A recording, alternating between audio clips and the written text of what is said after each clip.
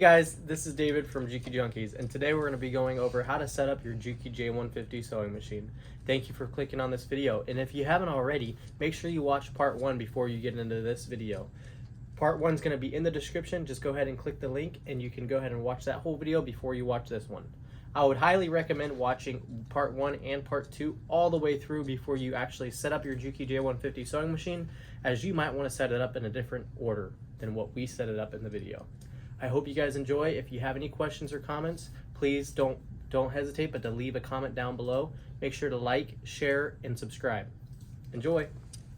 Alright guys, next step, you're going to be taking off this plastic bag, exposing all these wires, and you're going to be feeding them through this hole. You're going to want to make sure that as you feed this through the hole, you do, let's see here,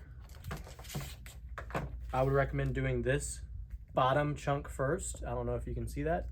You want to do this bottom chunk first through this hole, and then you want to do these 2 wires and then the bigger chunk right after, okay?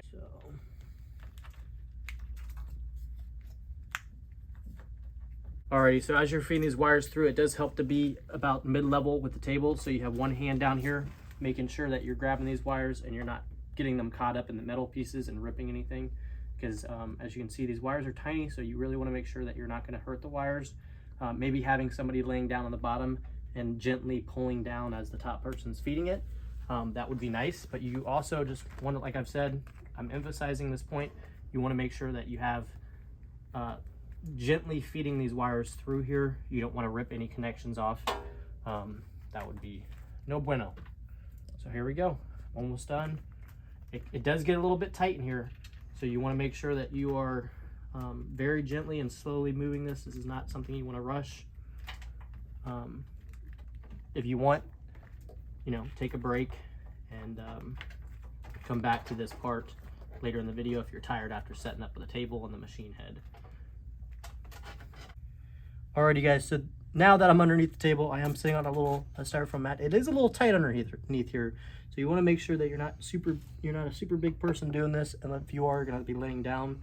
But I'm fortunate enough to be crouched underneath here. You're going to unscrew 4 screws. There's one right here on this plastic cover, one up here, one over here, and one up here. Once you undo those 4 screws, you can take off this plastic cover and start connecting all the wires. Alrighty guys, so on each one of these little plugs, there is going to be a number and a letter, and that corresponds with the number and letter on the circuit board, so you know where to plug it in. This part is a little tedious and takes a little bit of time, but you're gonna have to be patient. You're gonna want to run these black wire or this black tube through this little metal hook right here, and there's a zip tie, but I recommend not zip tying it down, but getting one wire cluster in this at a time, plugging it in, then doing the next wire cluster in there, plugging it in until you get everything plugged in the proper spot. And then you testing the machine out before you put the cover on, testing it out before you put this zip tie on, as that'll be the last things you're going to want to do, because you're going to probably be unplugging stuff and putting it back in, as you want to make sure everything's nice and tidy in here and everything reaches all the spots before you do that. Okay, it is also important to note that each fitting is unique to its own spot, and it can only fit in one spot. So don't try to force anything when you're putting these pieces in. Make sure that you're gently putting in. If it doesn't fit, it does not go there. Okay, make sure the numbers correspond with the circuit board before you plug it in. And the ground wire can plug in to any one of these Phillips heads, which this is the ground wire right here. That doesn't have anything. You can plug that in, unscrew one of these little Phillips heads and screw it in right here, anywhere, just as long as it's grounded, you'll be good. I'll show you what it looks like when it's all done, but I'm gonna start plugging and playing, and then we'll show you what it looks like when we're done. Alrighty guys, so I actually ended up getting these wires all put together on the circuit board in less than 10 minutes, believe it or not. And this is only my 3rd time putting one of these together here at the shop. So what I found is first cluster of wire with the black sleeves goes on the bottom. The second cluster with the black tube with the grays goes on the top of that one, and then these 2 wires go right on top like that. Then you can zip tie it down like that, and I'm just going to show you the circuit board and not do too much talking, just so you guys can kind of see where everything goes. There is some wires that aren't labeled properly, or they're labeled properly, like CN22 and CN202, but there's some cables that don't have the CN and then a number. It's just blank, and there's only a number on the circuit board, so it might be a little confusing, but you just have to make sure that it's gonna fit in the circuit board where you're plugging it in, making sure the connections are the right ones. So like, for example, this one right here doesn't have any letters or numbers on it, but I know for a fact that it goes right here because it's the only one that'll fit that wire. So here is just a quick look of my circuit board, how I have it set up. There's no perfect way every time. I mean, I guess there is, but it's kind of hard to show you every time. Every time I do this, I kind of just move it around. I have my ground wire right there on this. If it doesn't reach there, you can try doing it here or there, preferably not that one because that's a long screw. But yeah, here you go. Here's some bigger wires. And guys, we're gonna attach a link to paper instructions. The paper instructions are not the best, but we're gonna attach that so you have a little bit more to work with. But here, I'm just gonna not talk for a little bit and just show you still shots of this so you can kind of see.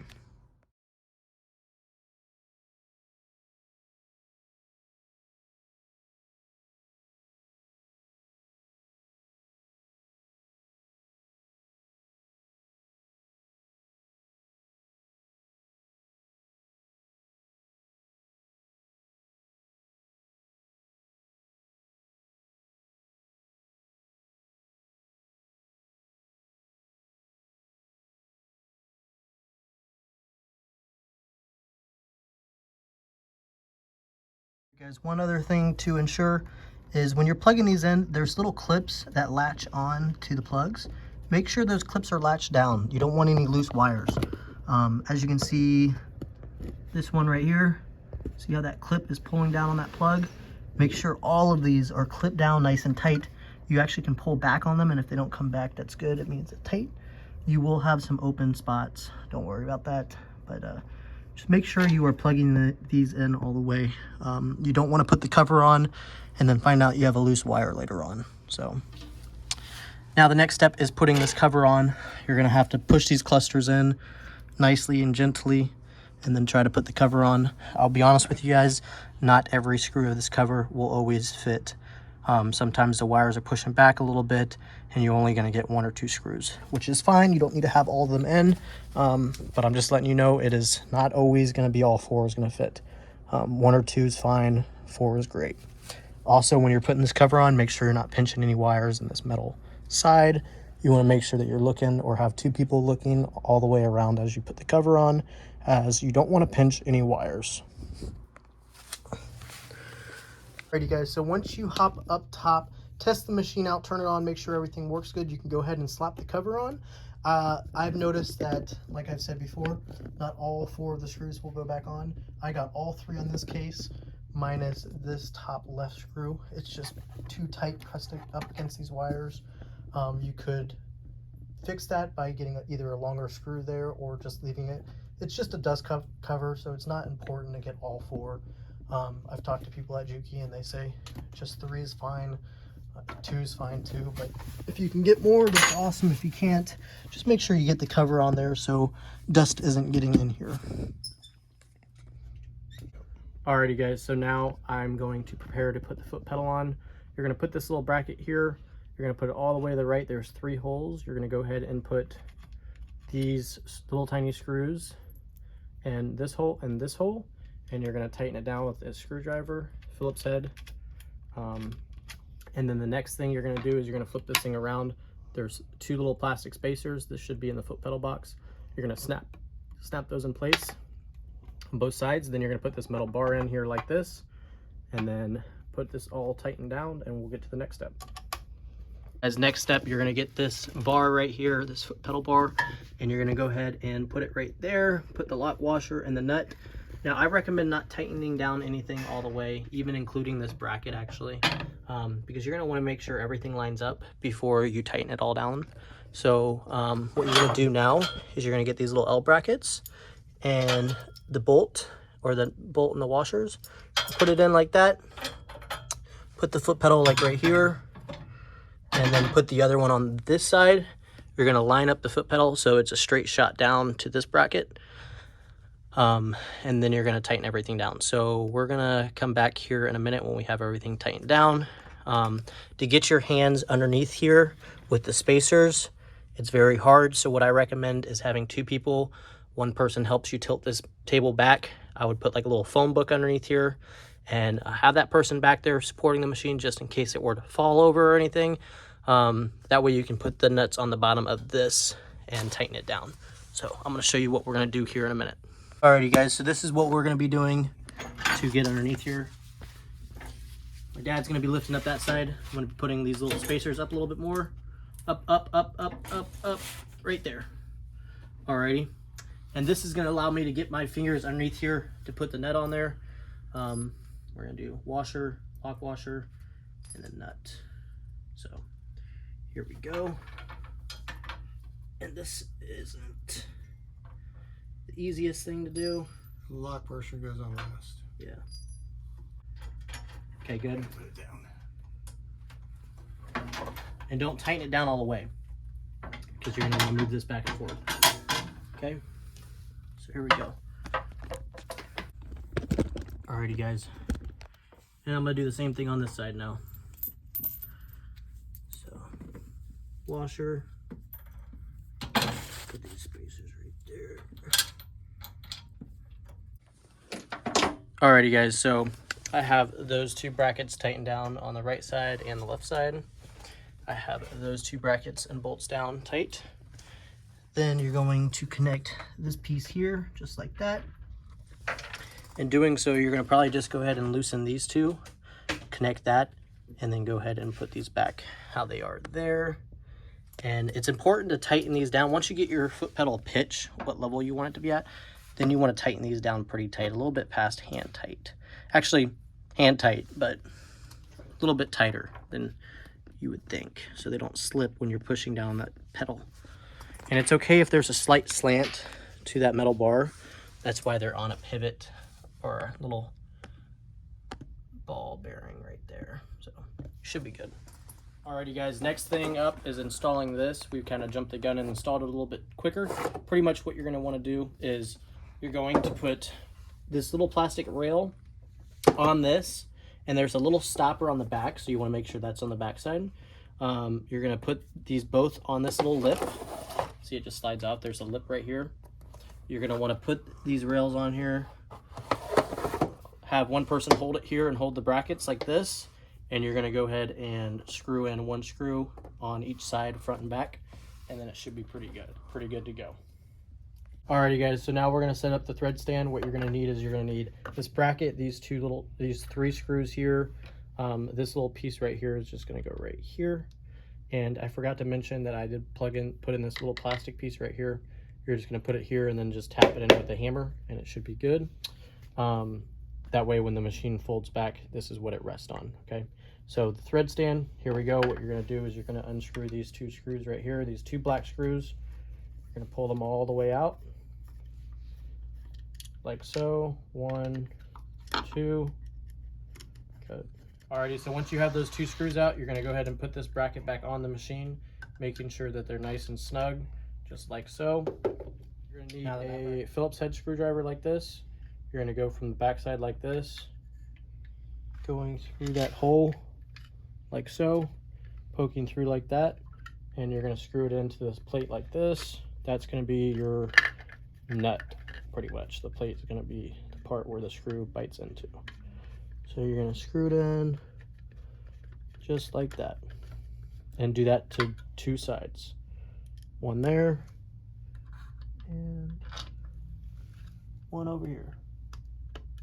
Alrighty, now you're going to put this little thread stand or thread stand tree up there, and actually I'm going to go ahead and just hold this like this, and you can just screw the top like that while holding this, and it'll tighten down. And then you can tighten it down one last bit with a Phillips head. Alrighty guys, so now these last 3 bolts, you can keep these in a little bag and put them in here. This is going to be a foot to stand up your machine for a service guy. You're not going to need this. These 3 bolts you don't really need. We're going to use one of them, and it's going to go right here in this little black hole. This just allows, this just holds your machine so it doesn't ever go back unless you take this bolt out. So you can just put this right here and just slowly tighten it down. Alrighty guys, so next step is to fill up your little canister so you can put some oil in this machine. You're gonna pop this little metal cover on this, pour it in here, stop it, put this cap back on, and we're gonna check the level of the oil on this machine. So this machine, they usually come a little bit low. You can see that little red mark right there. It needs to be in the middle or on the high, so you're just gonna pop this cap off, that little cap. Sorry, my hands are dirty, been doing garden work. You're gonna stick the nozzle in here, squeeze it,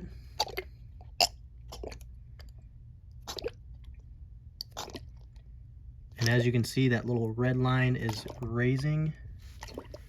Hopefully the lighting is good, you can see it good. And you want to go all the way to the high mark.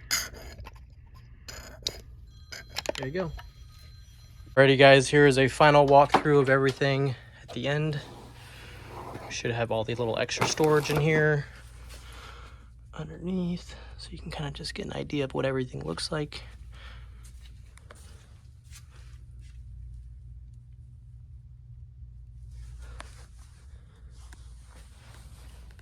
Thank you guys for watching this video. If you have any questions, leave it in the comment section down below.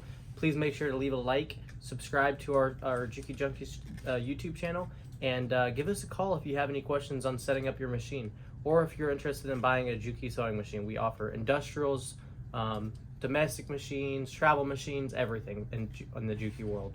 So our number is 813-376-5015, and our company name is Juki Junkies. We have a website and a Facebook group with over 15,000 members. So if you have any questions with any of your Juki sewing machines, join that Facebook group, post it on there, and we have over 15,000 Juki members that'll be able to help you guys out and solve any issues. So I hope you guys have a great day, and thank you for watching.